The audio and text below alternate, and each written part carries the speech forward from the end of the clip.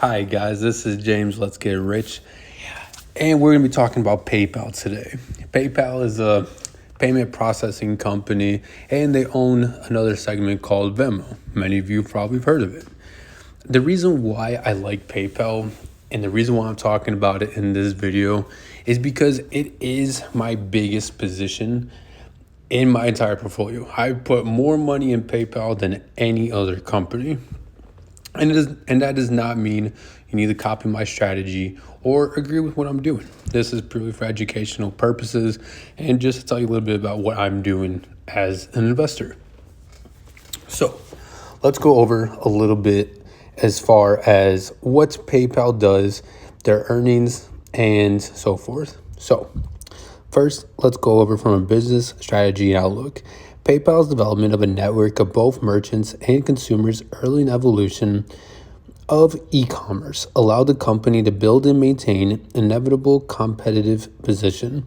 Historically, PayPal's growth has been driven by the ongoing shift towards electronic payments and the rise of e-commerce, which the coronavirus pandemic temporarily accelerated. However, the company has seen some headwinds more recently as position from the pandemic reverse and new competition arises.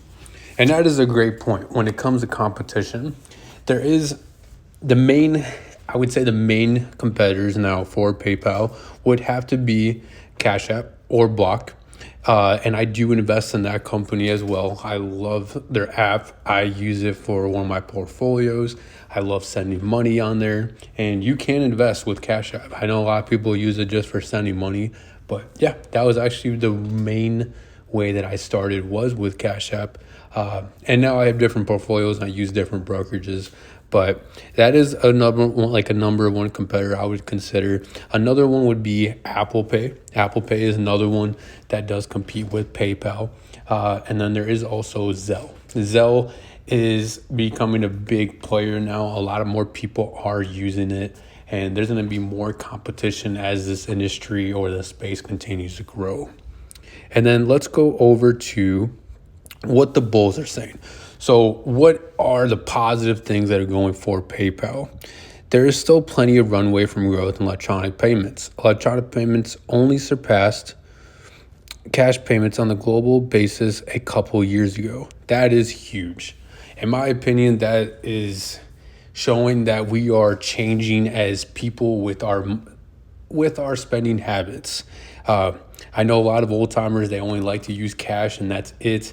And there's still a lot of industries that rely just on cash, but I would say for the majority part, everyone uses some type of card or payment or electronic to send money or receive money. Next, they're talking about the scalable nature of the business should allow PayPal to improve its margin over time, which is definitely true. They don't have a lot of brick and mortar locations. It is mainly done all electronically. I would say probably their biggest expense would probably have to be their employees. PayPal's long-running experience in online payments is a unique asset. It's going to be more valuable as e-commerce becomes a bigger piece of the pie. And what they're saying from that is PayPal actually used to be part of eBay and they split up a while back and they became their own entity. They became their own company.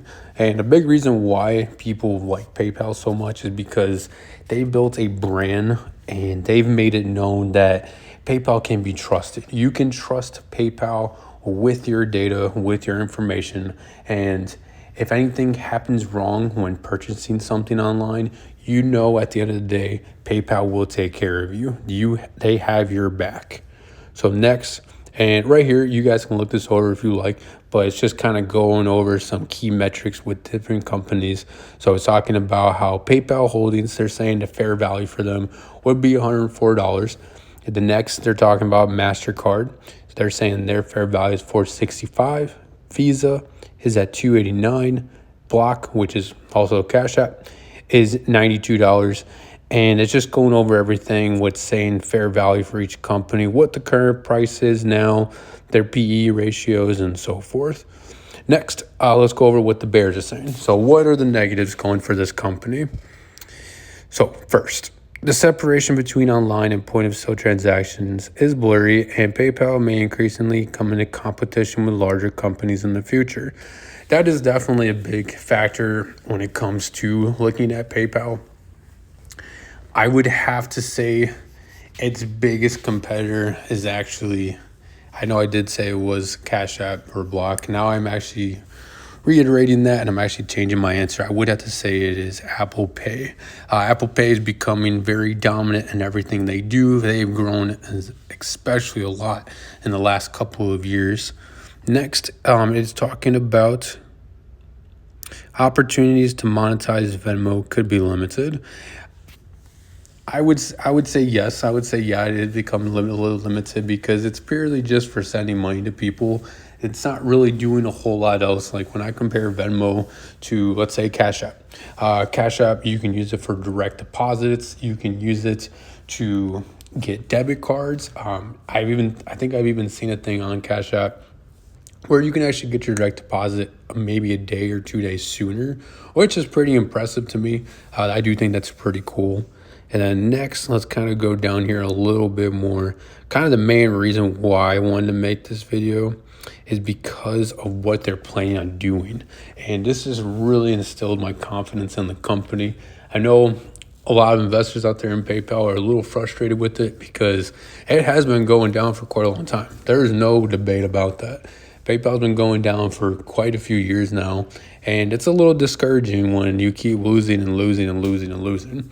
See, for me, I didn't really start until about last year. Started really going heavy into the stock.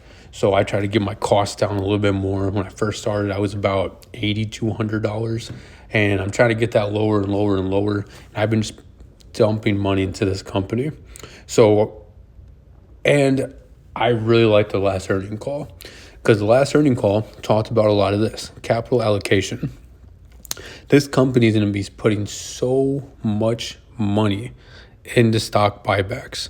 I believe it was around $15 billion that they're going to be putting back into buying their own stock, which I think is amazing. That is going to help the company so much with their stock. That is an increase shareholder confidence. It's going to get people to buy it again.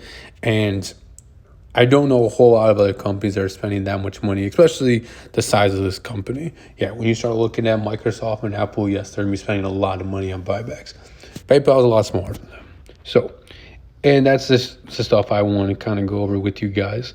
Next, I kind of wanted to talk about, highlights for new innovation. This was another one.